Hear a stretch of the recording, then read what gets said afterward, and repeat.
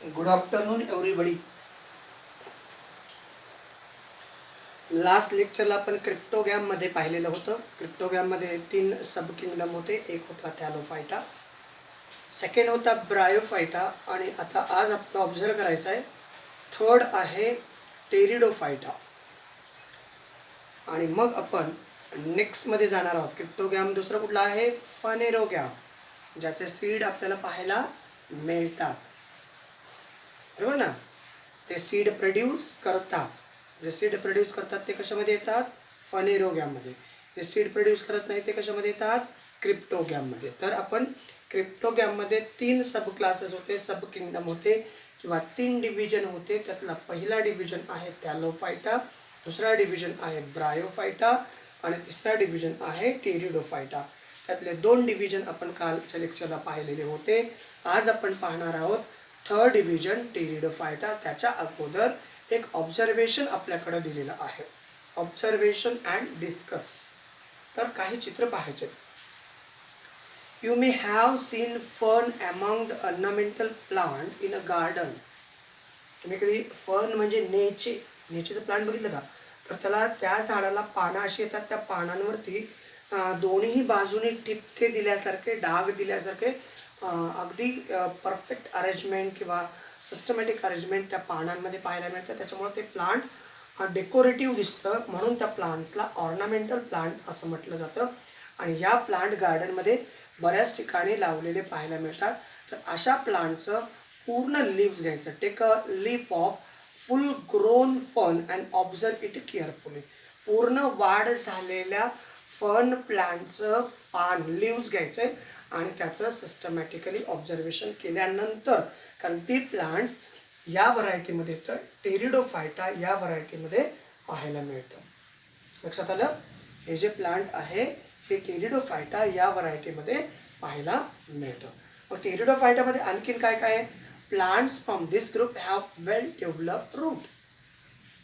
म्हणजे टेरिडोफायटामध्ये ज्या काही व्हरायटी येतात तर त्यांचे जे रूट आहेत, स्टेम आहेत, इवन लीव्स आहेत, या सगळ्या वेल डेव्हलप झालेल्या पाहायला मिळतात. कारण फर्न प्लांट म्हणजे तुम्हाला दिसतंय, चित्रामध्ये सुद्धा दिलेलं आहे बघा. खाली रूट्स दिलेले आहेत, छोटंसं स्टेम आहे, त्याला लीव्स आहेत, सगळं आहे की नाही? रूट आहे, स्टेम आहे, लीव्स आहे आणि त्याचबरोबर सेपरेट कंडक्शनच्या टिश्यू पण आहेत. म्हणजे काय करण्यासाठी? फूड कंडक्ट करण्यासाठी आणि वॉटर कंडक्ट करण्यासाठी या ठिकाणी कंडक्टिंग टिश्यू सुद्धा किंवा कंडक्शन करण्यासाठी सेपरेट टिश्यू सिस्टीम सुद्धा या फर्न प्लांटमध्ये आहे. कळलं इथपर्यंत? कुठलं किंगडम पाहतो आपण? टेरिडोफायटा. टेरिडोफायटामध्ये कुठल्या प्लांटचं ऑब्झर्वेशन करतो आहोत? Fern plant. फर्न प्लांट कसलं प्लांट आहे? ऑर्नामेंटल. बेसिकली हे कुठं पाहायला मिळतं? ऑर्नामेंटल का म्हटलेलं आहे? कारण त्यांची जी पानं आहेत, ते लीव जे आहेत ते खूप अट्रॅक्टिव्ह दिसतात, म्हणून त्याला ऑर्नामेंटल प्लांट असं म्हटलेलं आहे. मग हे कुठल्या याच्यामध्ये येतं? सब किंगडम टेरिडोफायटा. टेरिडोफायटा या सब किंगडममध्ये ज्या प्लांटी येतात त्या प्लांटी कशा असतात? तर वेल डेव्हलप असतात. मग त्यांच्यामध्ये वेल डेव्हलप म्हणजे सगळी पद्धतशीररित्या वाढ झालेली आहे. मग काय पद्धतशीररित्या वाढ झाली? रूट डेव्हलप झालेला आहे, स्टेम डेव्हलप झालेला आहे, लीव्स डेव्हलप झालेले आहेत, इवन कंडक्टिंग टिश्यू सुद्धा याच्यामध्ये फूड आणि वॉटर कंडक्शन करण्यासाठी ह्या डेव्हलप झालेल्या आहेत. मग काय नाही आहे याच्यामध्ये? सगळं आहे. रूट आहे, स्टेम आहे, लीव्स आहे, कंडक्टिंग टिश्यू आहे. मग नाही काय आहे? ते do not bear flower and fruit. यांना काय येत नाहीत? फुलं येत नाहीत आणि फळंही येत नाहीत. मग या तयार कशा होतात? तर या त्या पानांमध्ये ज्या टिपके दिल्यासारखे किंवा टिकल्या लावल्यासारखे जे स्पॉट आहेत त्याच्यामध्ये स्पोअर तयार होतात आणि त्या स्पोअरपासून याचं फॉर्मेशन होतं. त्याला आपण स्पोरॅन्जियम असं म्हणत असतो. ओके. तर या प्लांटला काय येत नाहीत? फ्लावर येत नाहीत. ते do not bear flowers and fruit. त्यांना काय येते? फुलं येत नाहीत आणि फुलं न आल्यामुळं फळं सुद्धा येत नाहीत. मग काय होतं? ते reproduce with the help of spore formation. हे कसे रिप्रोड्यूस? री म्हणजे पुनर्जन, म्हणजे त्यांच्यापासून नवीन प्लांट जनरेट करण्याच्या कॅपॅसिटीला रिप्रोडक्शन म्हणतो. ते रिप्रोड्यूस होतात. कसे रिप्रोड्यूस होतात? तर त्या पानांमध्ये जे स्पॉट आहेत त्या स्पॉटमध्ये खूप सारे स्पोर्स असतात. कुठल्या बाजूला? Along the back or posterior surface of their leaves. हे जे पान आहे त्याच्या बॅक साईडला जे ते टिपके दिलेले असतात त्याच्यातनं स्पोर क्रिएट होतात आणि त्या स्पोरपासून नवीन फर्न प्लांट क्रिएट होतं. त्याला फ्लावर येत नाहीत, फ्लावर नसल्यामुळे फ्रूट पण येत नाहीत. मग आहे काय याला? रूट आहे, स्टेम आहे, लिव्स आणि कंडक्टिंग टिश्यूज आहेत. क्लिअर झालं इथपर्यंत सगळं? काही शंका आहे? याच्यामध्ये कोणते कोणते एक्झाम्पल येतात त्याच्याबद्दल मी तुम्हाला सगळे एक्झाम्पल सांगतो. काही शंका आहे का पहा इथपर्यंत? नक्की. चला मग पुढे जाऊया. याची जी एक्झाम्पल आहेत या व्हरायटीमध्ये येणारे एक्झाम्पल पहा. Example of one like nephrolepis, marsilea, pteris, adiantum, equisetum, selaginella आणि लायकोपोडियम अशा प्रकारच्या या सगळ्या व्हरायटीचे प्लांट्स या थर्ड डिव्हिजन टेरिडोफायटामध्ये येतात. आणि मग याच्यामध्ये आणखीन एक नवीन कन्सेप्ट तयार होतो. These plant reproduce asexually by spore formation. Spore कुठून आले कळले का? ते स्पोर जे आहेत, पान जे आहे ना, या पानांच्या वरच्या बाजूने खालच्या बाजूने एक टिपके दिसतात या बाजूने आणि या बाजूने. तर त्या खालच्या बाजूने त्याचे स्पोर तयार होतात. बारीक बारीक बारीक बारीक पोलन ग्रेन सारखे स्पोर तयार होतात. ते स्पोर अर्थ सरफेसवरती पडलं की त्यापासून नवीन फर्न प्लांट तयार होतं. म्हणून आता asexually there are the no sexes. What are the sexes? Male and female. Just like male gamete female gamete हे जसं असतं तसं याचं असेक्शुअली रिप्रोडक्शन होतं. म्हणजे याच्यामध्ये सेक्सेस नाही, मेल नाही, फिमेल नाही. Without sexes they produce, therefore that is asexually reproduce. Asexually त्याचं रिप्रोडक्शन होतं. आणि सेक्शुअली बाय झायगोट फॉर्मेशन. तर सेक्शुअली त्याचं रिप्रोडक्शन जर झालं त्यावेळेस त्या ठिकाणी काय तयार होतं? झायगोट. आणि they have a well develop conducting system. आपण वरतीच पाहिलेले आहे. काय? स्टेम आहे, रूट आहे, लिव्स आणि कंडक्टिंग टिश्यू आहेत. कंडक्टिंग टिश्यू म्हणजे या ठिकाणी सेपरेट अशी कंडक्टिंग सिस्टीम अवेलेबल आहे. ओके, इथंपर्यंत क्लिअर? याच्यामध्ये कंडक्टिंग सिस्टीम अवेलेबल आहे. रूट आहे, स्टेम आहे, लिव्स अँड कंडक्टिंग सिस्टीम आहे. काय नाही? फ्लावर नाही आहेत आणि फ्रूट नाही आहे. कसे तयार होतात? स्पोर फॉर्मेशन पासून. स्पोर फॉर्मेशन कसं होतं? असेक्शुअली रिप्रोडक्शनच्या वेळेस स्पोर फॉर्मेशन होतं. तर सेक्शुअली रिप्रोडक्शनच्या वेळेस काय होतं? झायगोट फॉर्मेशन होत असतं.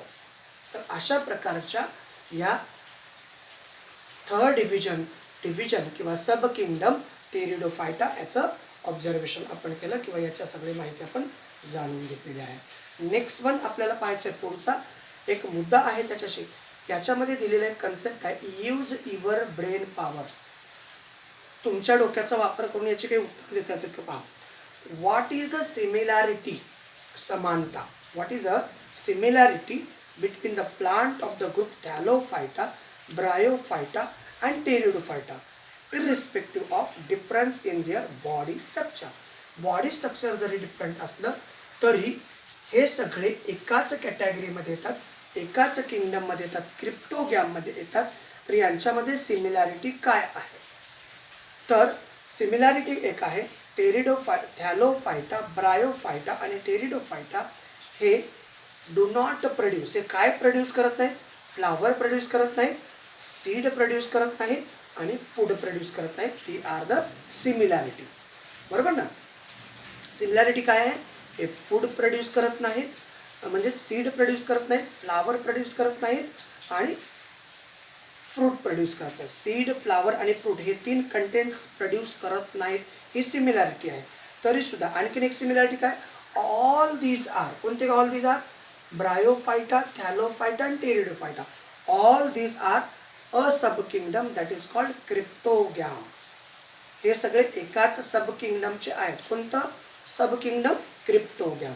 त्याचबरोबर they produce organ but these organ are not visible. याच्यामध्ये बऱ्याचदा आता थॅलोफायटामधले ऑर्गन आपल्याला पाहायला मिळालेले आहेत, पण बऱ्याचशा प्लांटमध्ये ऑर्गन, आता याच्यामध्ये डिफरन्शिएशनचा मुद्दा आला. पण सिमिलॅरिटी काय, Thallophyta Bryophyta flower fruit seed generate करत नाहीत. त्याचबरोबर हे सगळे एकाच फॅमिलीमध्ये येतात. ही आहे सिमिलॅरिटी. क्लिअर. आणि डिसिमिलॅरिटी म्हणजे डिफरन्शिएशन. हे रिप्रोड्यूस करतात, वेगवेगळे ऑर्गन रिप्रोड्यूस करतात, पण काहीचे ऑर्गन दिसतात, काहीचे ऑर्गन व्हिजिबल आहेत, तर काहीचे ऑर्गन इनव्हिजिबल आहेत. त्याचबरोबर या फॅमिलीमध्ये मॅक्सिमम ॲटोट्रोपिक प्लांट्स येतात. दे परफॉर्म ॲटोट्रोपिक प्रॉपर्टी किंवा they perform autotrophic property all are. म्हणजे ज्या सगळ्या फॅमिलीमध्ये येणारे हे सगळेच्या सगळे ॲटोट्रोपिक आहेत. म्हणजे ते काय करतात, फोटोसिंथेसिस प्रोसेस करतात. काय करतात, फोटोसिंथेसिस प्रोसेस करतात. लक्षात आलं बघा सगळ्यांना, सगळ्यांना लक्षात आलं का पहा. All clear. काही शंका आहे का भावांनो. They produce photosynthesis. तर हे सगळे all this plant are reproduced by spore formation. They are called cryptogam as a reproductive organ cannot be seen. हे जरी क्रिप्टोगॅम मध्ये असले, त्यांचं रिप्रोडक्शन स्पोर फॉर्मेशन होतं, स्पोर फॉर्मेशनमुळे होतं, आणि हे सगळे क्रिप्टोगॅममध्ये येतात. आणि क्रिप्टोगॅमचे जे रिप्रोडक्टिव्ह ऑर्गन्स आहेत ते कसे हिडन आहेत, कॅनॉट बी सीन. कोण, क्रिप्टो म्हणजे हिडन, गॅम म्हणजे रिप्रोडक्टिव्ह सिस्टीम. हिडन म्हणजे non naked eyes cannot seen reproductive organ असतात. क्लिअर. म्हणजे हे मेन क्लास सब किंग म्हणजे किंगडम प्लांटीमध्ये पहिले 2 क्लास. त्यातला पहिला होता क्रिप्टोगॅम आणि दुसरा आहे फनेरोगॅम. आता सध्या क्रिप्टोगॅम टोटली संपलेला आहे. क्रिप्टोगॅममध्ये 3 पार्ट्स, 3 सब किंगडम होते, थॅलोफायटा, ब्रायोफायटा, टेरिडोफायटा आणि त्याच्या प्रॉपर्टीज. आता आपल्याला माहिती पाहिजे आहे फनेरोगॅमबद्दल. फनेरोगॅमचा मुद्दा तुम्हाला माहिती आहे. क्रिप्टोगॅम म्हणजे काय आहे सांगा. क्रिप्टोगॅम म्हणजे ते कॅनॉट प्रोड्यूस सीड. काय आहे क्रिप्टोगॅमचा कन्सेप्ट काय आहे, डू नॉट प्रोड्यूस सीड. तर फनेरोगॅममध्ये काय येतात, दे प्रोड्यूस सीड. क्लिअर. आता याच्याबद्दल आपण थोडीशी माहिती पाहू आणि मग आपण नेक्स्ट कन्सेप्टकडे जाऊया. लक्षात आलं सगळ्यांना. चला मग. तर फनेरोगॅममध्ये सीड प्रोड्यूस होतात म्हणजे ते दिसलेही असले पाहिजेत. Plant which have special structure for reproduction. या व्हरायटीमध्ये किंवा या किंगडममध्ये आपल्याकडे 5 सब किंगडम आहेत. थॅलोफायटा, टेरिडोफायटा, ब्रायोफायटा, त्याचबरोबर अँजिओस्पर्म आणि जिम्नोस्पर्म असे 5 सब किंगडम आहेत. बेसिकली 2 ब्रांचेस प्लांटीच्या, क्रिप्टोगॅम, फनेरोगॅम. क्रिप्टोगॅममध्ये 3 आणि फनेरोगॅममध्ये 2, जिम्नोस्पर्म आणि अँजिओस्पर्म. ओके.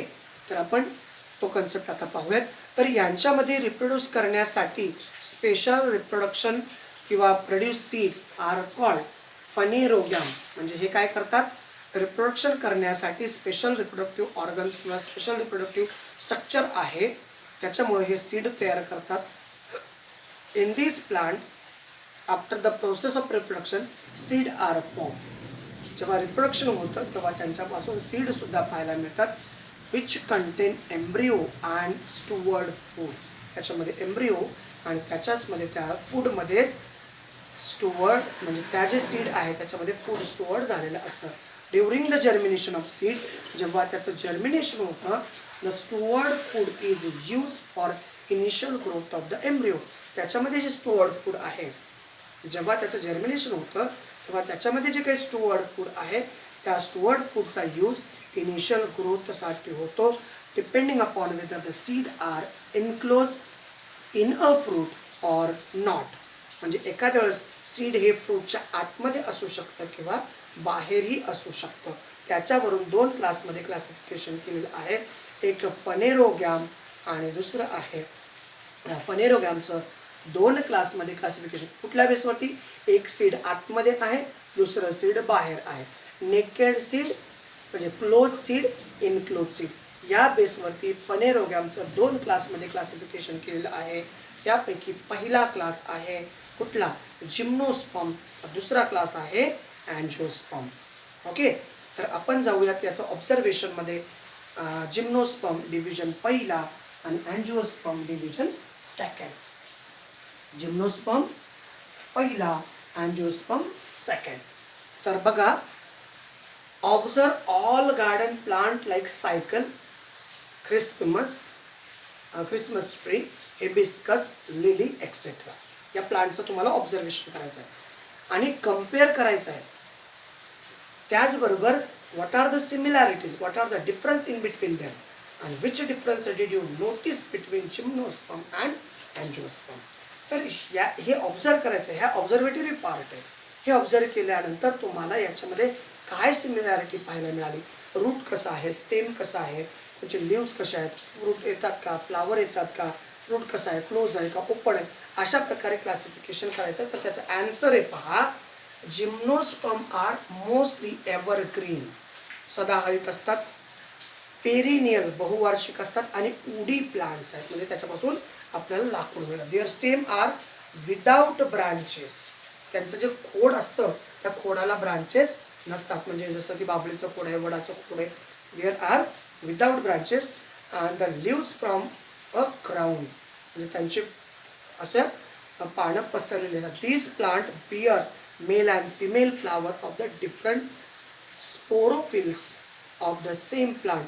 आणि जे प्लांट असतात त्या प्लांट्समध्ये मेल फ्लावर, फिमेल फ्लावर अशा दोन्ही प्रकारचे फ्लावर असतात, आणि त्याच्यामध्ये स्पोरोफिल असतात. And seed of these plants do not have natural covering, आणि यांच्यामध्ये जे सीड येतात तर यांना नॅचरल कव्हरिंग नसतं. That is these plant do not form fruit and therefore they are called gymnosperm. म्हणजे त्यांचं जे सीड आहे डायरेक्टली आपल्याला डोळ्याने दिसतं, म्हणून त्याला म्हटलेलं आहे जिम्नोस्पर्म. ज्यांचं सीड आपल्याला नुसत्या डोळ्याने पाहायला मिळतं त्याला काय म्हणायचं, जिम्नोस्पर्म. जिम्नोचा मिनिंग आहे नेकेड आणि स्पर्मचा मिनिंग आहे सीड. नुसत्या डोळ्याने ज्याचं सीड आपल्याला पाहायला मिळतं त्याला म्हणायचं जिम्नोस्पर्म. एक्झाम्पल आहे सायकस, पीक म्हणजे त्याला क्रिसमस ट्री म्हणतो आपण, थोसा त्याला म्हणतो आपण मोरपंखी, आणि पिनस त्याला म्हणायचं देवदार. आणि शेवटचा मुद्दा या टॉपिकचा, सेकंड डिव्हिजन अँजिओस्पर्म. अँजिओस्पर्मचं सीड कसं असतं, आता हे जर ओपन आहे तर अँजिओस्पर्मचं कसं असणार आहे, क्लोज असणार आहे. तर त्याच्यासाठी एक ऑब्झर्वेशन पहा, soak the seed of corn, beans, groundnut, tamarind, mango and wheat.